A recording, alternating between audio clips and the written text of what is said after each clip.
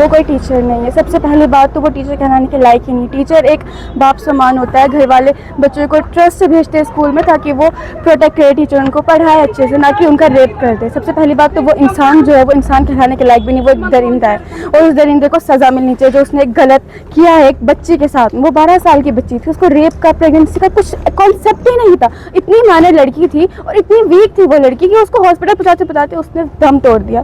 तो ये जो सबसे बड़ी बात है ये करप्शन सिस्टम का है। सिस्टम का तो है ही है, साथ में इंसानों का भी है। वो खुद जो टीचर कहलाने लायक भी नहीं है, जो भी वो इंसान था, वो उसने एक लड़की का रेप कर दिया। क्या सोच के, क्या उस लड़की को उसने कैसे सेक्सुअलाइज कर दिया? ये कोई तरीका था भाई? अगर उसको उससे जिद थी, कुछ भी था, वो स्कूल से निकलवा देता, कुछ भी कर देता, बाकी राइट होते हैं। सबसे पहली बात तो इंसानों का, सब, ना कि सिर्फ लड़कियों का, ना कि सिर्फ लड़कों का, ये राइट टू लाइफ सबके पास है। और वो माइनर लड़की थी, उसके साथ में रेप हुआ है 1 से लेकर 70 ईयर्स तक इंडिया में रेप होते ही होते हैं। और इंडिया में इतना करप्शन है कि रेपिस्ट जो होते हैं ना, वो ऐसे घूम रहे होते हैं, बेल होती है उनको वो जैसे उन्होंने बहुत अच्छा काम किया होता है, वो प्राउड फील करते हैं इस चीज़ पे। ये सब करप्शन ऑफ सिस्टम की वजह से ही ऐसा होता है। अगर हमारी गवर्नमेंट सबसे पहले ही सबसे फर्स्ट रेपिस्ट को ही फांसी दे देती तो आज तक यहाँ बात पहुँचती नहीं, किश्तवाड़ तक तो बात पहुँचती नहीं। आज ही किश्तवाड़ में बात पहुँची। अगर इस पर कोई एक्शन नहीं लिया गया तो अब ये डोडा में भी होगा, डोडा में होगा, जम्मू में भी होगा, ये हर जगह होगा। तो सबसे बड़ी बात है ये सिस्टम की गलती है। सिस्टम के बाद इंसानों की गलती है कि उनको भी।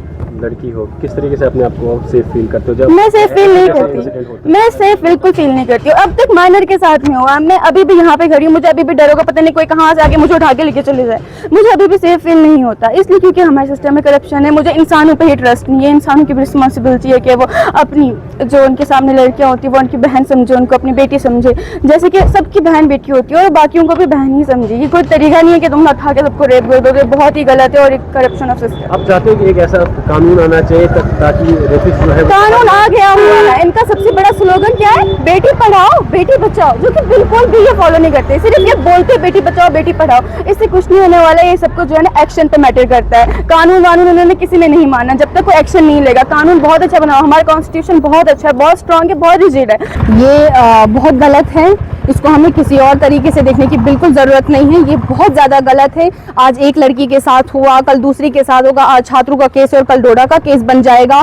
और हमें ये भी पता है कि आज भी, अभी भी कितनी सारी लड़कियों के साथ ये हो रहा होगा, कितनी सारी लड़कियों के साथ ये हो रहा होगा। ये बहुत ज़्यादा गलत है। गवर्नमेंट को इस चीज़ पे कोई स्टेप लेना चाहिए, कोई ऐसा स्टेप लेना चाहिए ताकि अगली बार जब कोई ऐसा सोचे, किसी के जहन में ऐसा कोई ख्याल आए, तो वो जो है करने से पहले जो है 10 बार सोचे। उसको बीच रास्ते में सजाए मौत होनी चाहिए, उसको फांसी होनी चाहिए, क्योंकि वो एक टीचर था। हम टीचर को रूहानी बाप कहते हैं और अब जो है रूहानी बाप कहते कहते शर्म आएगी हम लड़कियों को, क्योंकि जब हम स्कूल में सेफ नहीं है, हम कॉलेजेस में सेफ नहीं है, एक ऐसा इंस्टीट्यूशन जहां हमारे माँ बाप साथ नहीं आते, हम कहीं भी जाते हैं, हमारे पेरेंट्स, हमारे ब्रदर सिस्टर्स, कोई भी रिलेटिव्स हमें साथ होते हैं, लेकिन ये एक ऐसी जगह है जहाँ हमें जो पेरेंट्स हैं हमारे, वो भरोसे से भेजते हैं।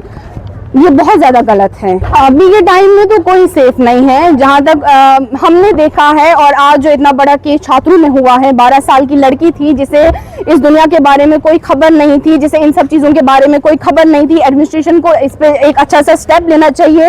और अगर ये बताते हैं हमें कि हमें जो है जीने का हक है, अगर ये हमें फंडामेंटल राइट्स ऐसे दे रहे हैं, तो क्या करेंगे हम ऐसे फंडामेंटल राइट्स का पढ़ के, ऐसी पॉलिटिक्स का पढ़ के जिसमें हमें जो है राइट टू लाइफ अच्छे से जीने की इजाज़त नहीं है। बेटी बचाओ बेटी पढ़ाओ, ना बेटी बच रही है ना बेटी पढ़ रही है। पढ़ेगी तो कहाँ पढ़ेगी? ये जो रूहानी बाप है, वो जो दरिंदा है हमारे सामने जो है, उसको सजा नहीं मिल रही।